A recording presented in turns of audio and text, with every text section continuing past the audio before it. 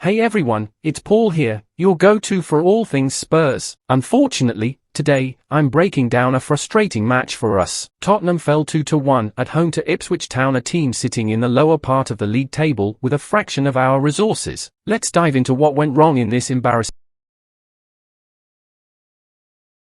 Hey everyone, it's Paul here, your go-to for all things Spurs. Unfortunately, today, I'm breaking down a frustrating match for us. Tottenham fell 2-1 at home to Ipswich Town, a team sitting in the lower part of the league table with a fraction of our resources. Let's dive into what went wrong in this embarrassing home defeat.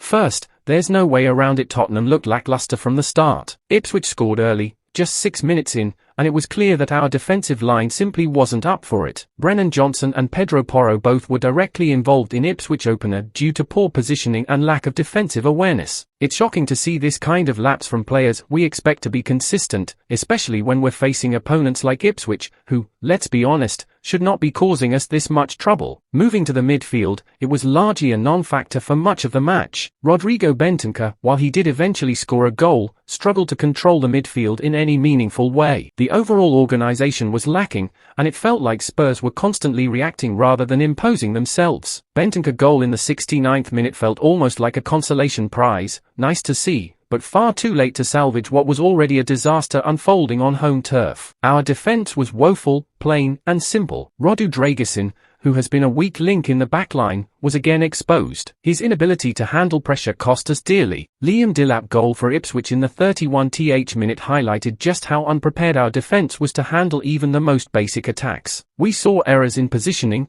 poor decision-making, and a general lack of composure. With our investment in the squad, there's no excuse for this level of play, especially from players who are supposed to anchor our defence. Offensively, we had moments that showed promise, especially with Timo Werner's impact in the second half. But those brief moments of energy weren't enough. Werner created a few chances, and his movement brought some urgency, but it felt like he was alone in the effort. The team didn't seem committed or organised enough to make a real comeback. The intensity and hunger to win at home simply weren't there, and we have to look at the coaching as well. The tactics seemed disconnected from the reality of the game. Why weren't we pressing more? Why weren't there adjustments after the first goal? Ipswich came into our home and managed to dictate play with ease. There was no response from the bench or the sideline that showed an understanding of how to turn things around. This isn't what we expect from a team aiming for top-table status. In the end, we're left with a lot of questions about the mindset of this team. Losing to Ipswich Town is simply unacceptable, and if we don't fix these issues quickly, it's going to be a very tough season. That's all for today, folks. Let's hope the next match brings a much-needed turnaround. Don't forget to like,